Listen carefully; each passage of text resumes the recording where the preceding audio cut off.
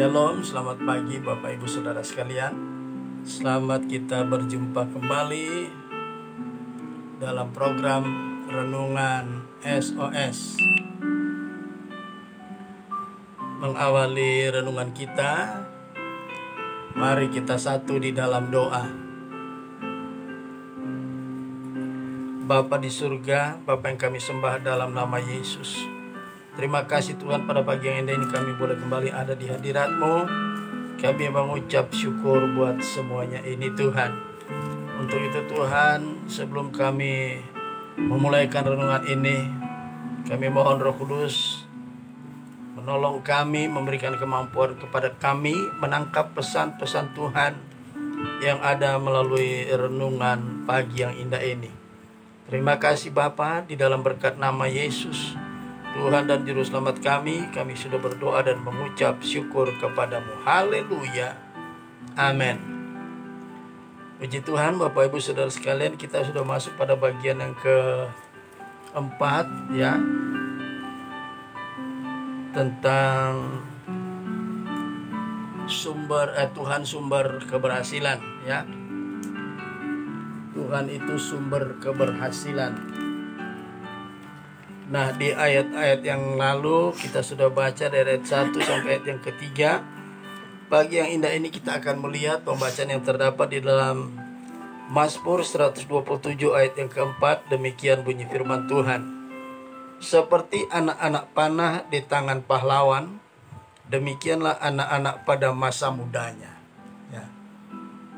Seperti anak-anak panah di tangan pahlawan, demikianlah anak-anak pada masa mudanya.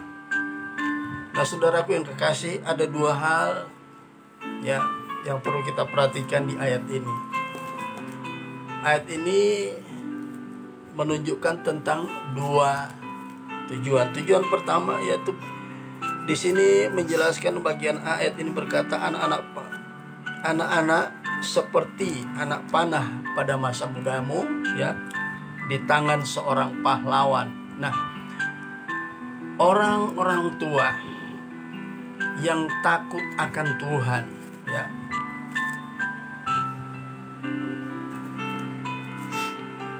itu akan mampu membangun, menciptakan atau melahirkan generasi muda ya, generasi muda yang memiliki masa depan yang baik ya. Nah, kenapa di sini anak-anak muda dianalogikan sebagai anak panah di tangan pahlawan? Nah, pahlawan tempo dulu saudara, itu harus selalu maju di dalam peperangan, memimpin ya, memimpin bawahannya untuk masuk dalam medan pertempuran atau peperangan. Dan senjata-senjata tempo dulu tidak seperti senjata-senjata zaman sekarang. Senjata-senjata perang tempo dulu ya, salah satu diantaranya anak panah ya. Senjata-senjata perang tempo dulu ada pedang, ada tombak ya, ada lembing, dan ada anak-anak panah ya.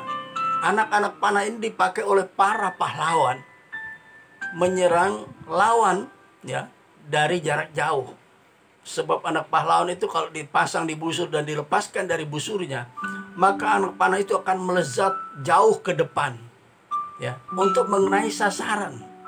Sasaran yang harus dicapai yaitu musuh ya. Nah, anak-anak panah di sini, menggambarkan tentang generasi-generasi muda ya, dari orang tua mereka. Mereka itu generasi penerus ya, generasi-generasi masa depan yang harus memiliki pengharapan, memiliki keberhasilan dalam hidup mereka seperti orang tua mereka ya. Di sini dikatakan seperti anak-anak panah di tangan pahlawan, demikianlah anak-anak pada masa mudanya. Jadi orang percaya yang takut akan Tuhan ya, yang selalu menyertakan Tuhan dalam segala perencanaannya ya, termasuk dalam mendidik anak-anak mereka di masa muda ya, melahirkan generasi penerus ya untuk masa depan ya. Mereka akan mampu menciptakan generasi penerus ya, yang memiliki masa depan yang baik. Ya, nah mari kita lihat contohnya di referensinya di dalam Amsal 22 ayat yang ke-6. Ini adalah tanggung jawab orang tua terhadap anak-anak mereka sebagai generasi penerus mereka. Ya, mereka harus memiliki masa depan yang baik. Ya. Jadi generasi penerus itu, generasi penerus yang akan memiliki masa depan yang baik itu tergantung dari orang tuanya yang diibaratkan, yang dianalogikan sebagai seorang pahlawan. Ya. Di sini dikatakan, Amsal 22 ayat 6 dikatakan, didiklah orang muda menurut jalan yang patut baginya, maka pada masa tuanya pun ia tidak akan menyimpang daripada jalan itu. Ya. Salomo mengingatkan kepada umat Allah pada masa itu, agar supaya mereka, anak-anak mereka di masa muda, memiliki masa depan yang baik. Itu tanggung jawab orang tua. Bukan hanya mempersiapkan segala kebutuhan dari anak-anak itu, kebutuhan makan, minum, pakai, itu biasa. Tapi kebutuhan untuk masa depan mereka, pendidikan mereka dan sebagainya, itu harus ya dididik. Jadi orang-orang tua itu harus mendidik ya anak-anak muda mereka supaya mereka memiliki masa depan yang baik. Ya. Di sini dikatakan, didiklah orang muda menurut jalan yang patut baginya, ya. Maka pada masa tuanya pun ia tidak akan menyimpang daripada jalan itu. Kalau kita sebagai orang tua, ya, ingin melahirkan keturunan ilahi, kalau menurut Maleakhi 2 ayat 14, ya, ingin melahirkan, ya, ingin membangun, ya, ingin menciptakan satu generasi masa depan yang berpengharapan, memiliki masa depan yang baik, tidak lepas dari tanggung jawab kita untuk mendidik anak-anak kita dalam takut akan Tuhan. Kalau kita mendidik anak-anak kita ya takut akan Tuhan, maka sejak usia dini sampai masa dia dewasa, ya, Alkitab katakan bahkan sampai masa tuanya pun dia tidak akan meninggalkan jalan itu. Ya, saya ulangi lagi. Didiklah orang muda menurut jalan yang patut baginya, maka pada masa tuanya pun ia tidak akan menyimpang daripada jalan itu. Jadi betapa pentingnya kalau kita orang tua berhasil dalam segala hal. Salah satu di antaranya, kalau kita ingin berhasil ya melahirkan, menciptakan generasi penerus yang memiliki masa depan yang baik, maka tanggung jawab orang tua adalah mendidik anak-anak kita dalam takut akan Tuhan. Ya, beberapa hari yang lalu kita sudah pelajari ya agar supaya orang tua itu bisa mendidik anak-anak mereka ya melalui kebenaran firman Tuhan. Nilai-nilai iman itu harus ditanamkan ya. Sebagai orang Kristen kita harus menurunkan ya, mengajarkan nilai-nilai, menanamkan nilai-nilai Kristiani. Nilai-nilai iman, nilai-nilai takut akan Tuhan. Maka Tuhan sumber segala sumber segala keberhasilan sesuai dengan tema kita, tema utama kita. Maka kita akan mampu melahirkan generasi penerus yang memiliki masa depan yang baik. Ya, tanamkan, ajarkan ini. Ya, tanamkan dan ajarkan ini. Nah, mari kita lihat 1 Timotius pasal 4 ayat yang ke-16 ya. 1 Timotius 4 ayat yang ke-16.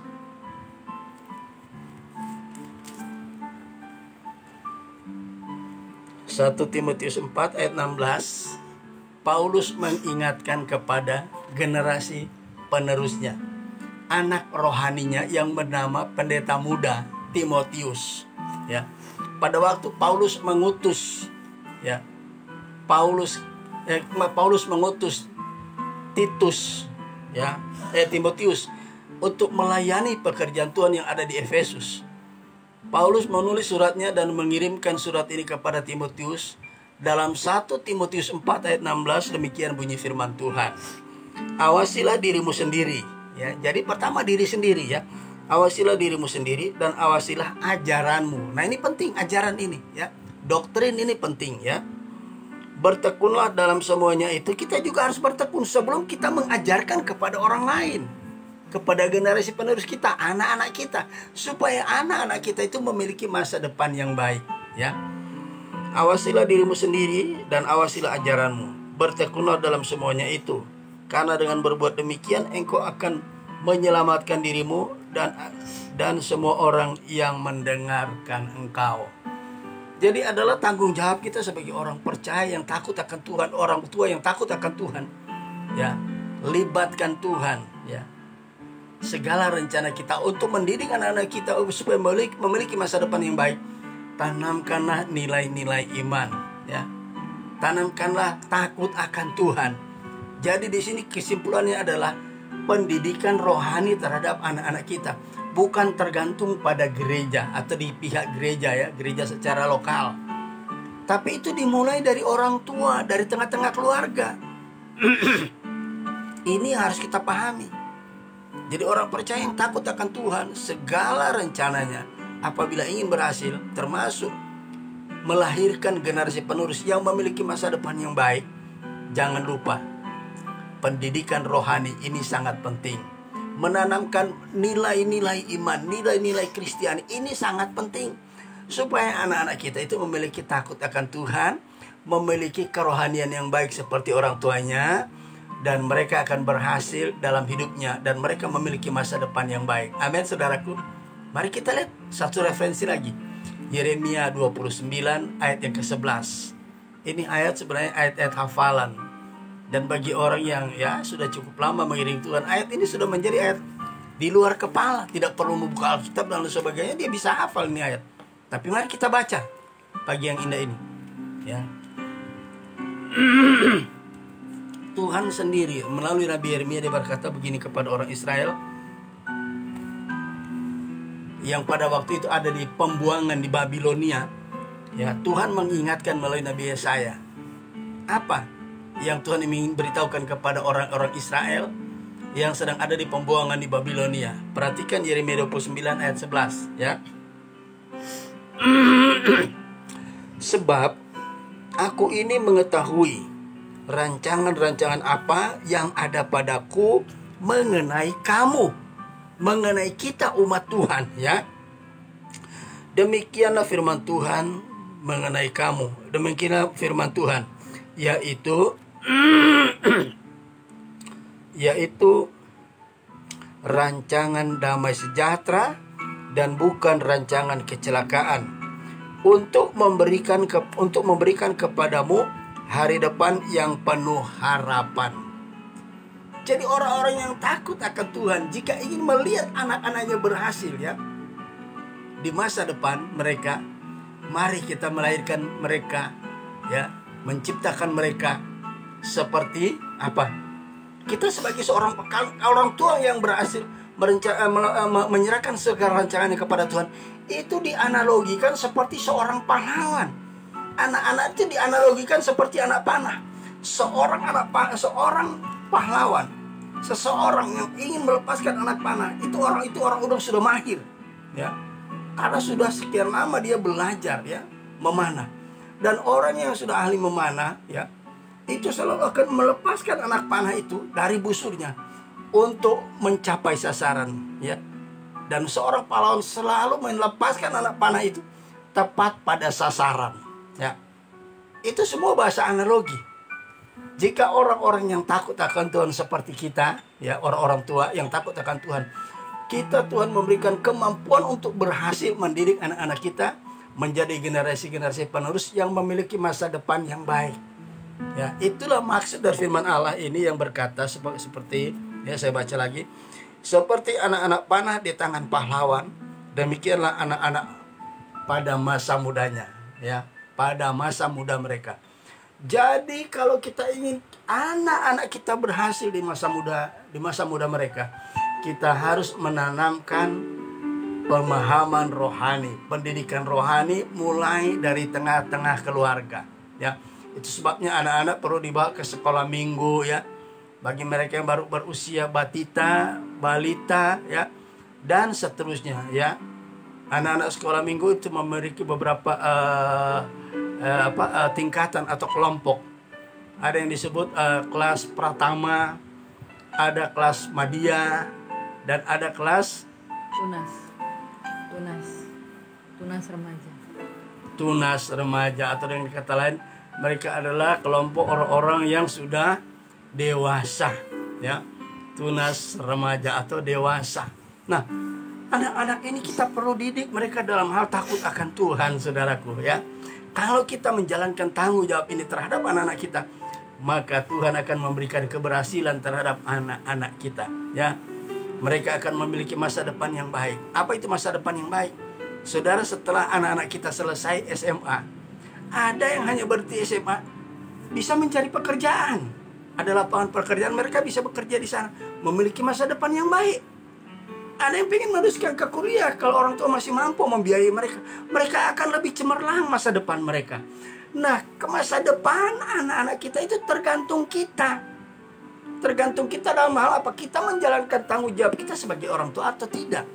Kalau kita menjalankan tanggung jawab kita dengan penuh takut akan Tuhan, dan kita sebagai orang-orang yang takut akan Tuhan, maka kita akan menanamkan pendidikan rohani dalam anak-anak kita, supaya mereka menjadi anak-anak yang takut anak-anak yang takut akan Tuhan. Amin, saudaraku. Nah, puji Tuhan, inilah bagian yang keempat, ya. Orang-orang yang takut akan Tuhan akan mampu melahirkan generasi penerus yang memiliki masa depan yang baik. Jadi anak-anak kita, mereka adalah generasi kita yang akan memiliki, ya, masa depan yang baik. Tergantung kita. Kita harus mendidik mereka dalam hal takut akan Tuhan. Puji Tuhan. Sebelum kita akhiri khotbah ini atau renungan ini, kita akan memuji Tuhan terlebih dahulu, ya. Sebelum kita akhiri renungan ini, kita akan memuji Tuhan dulu.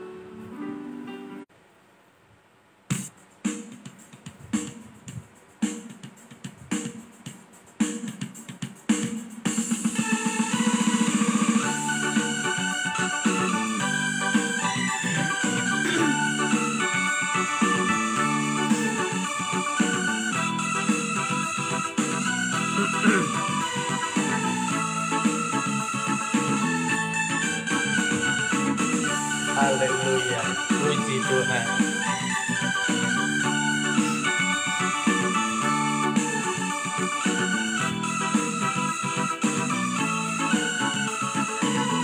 Yuk kita nyanyi.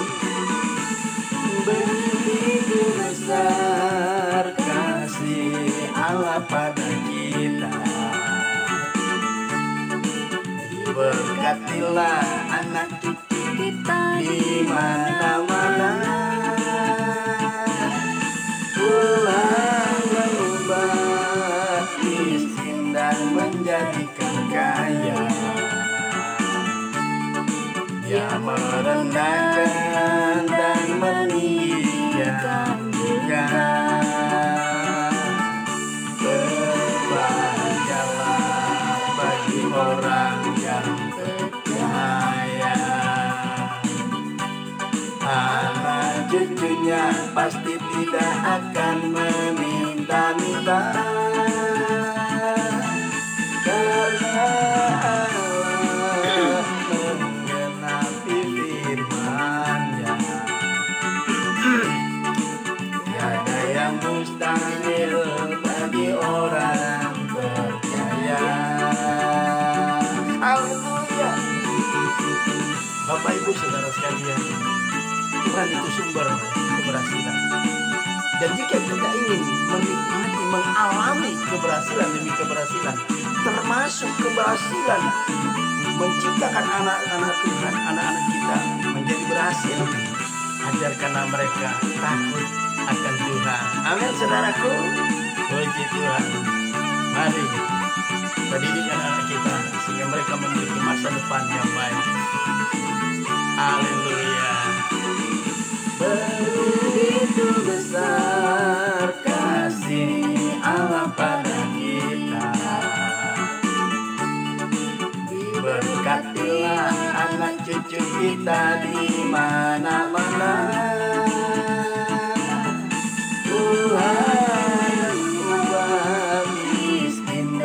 menjadikan kaya.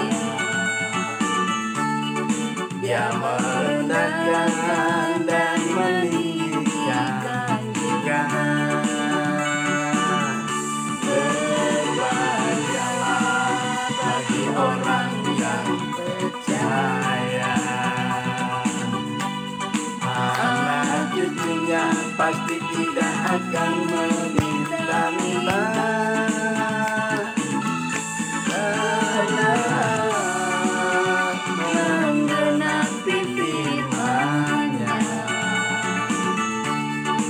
Tiada yang mustahil bagi orang percaya. Berbahagialah bagi orang yang percaya. Anak cucunya pasti tidak akan meminta-minta,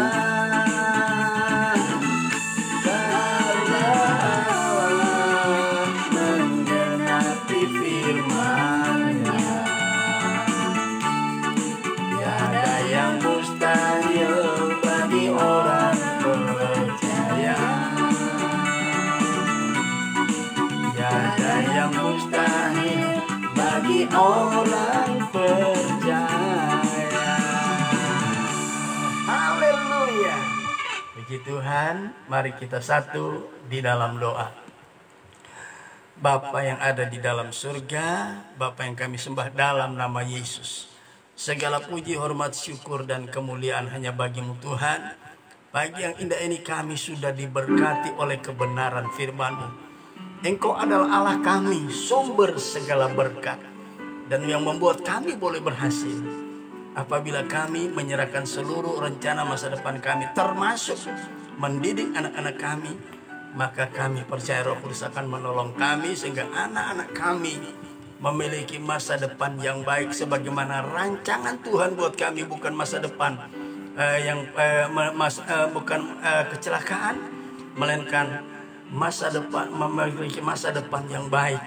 Untuk itu Tuhan, kami serahkan seluruh keberadaan hidup kami, anak-anak kami, pelayanan kami, semua aktivitas kami ke dalam tangan Tuhan, sehingga kami boleh melihat keberhasilan demi keberhasilan menjadi bagian kami. Terima kasih Bapa.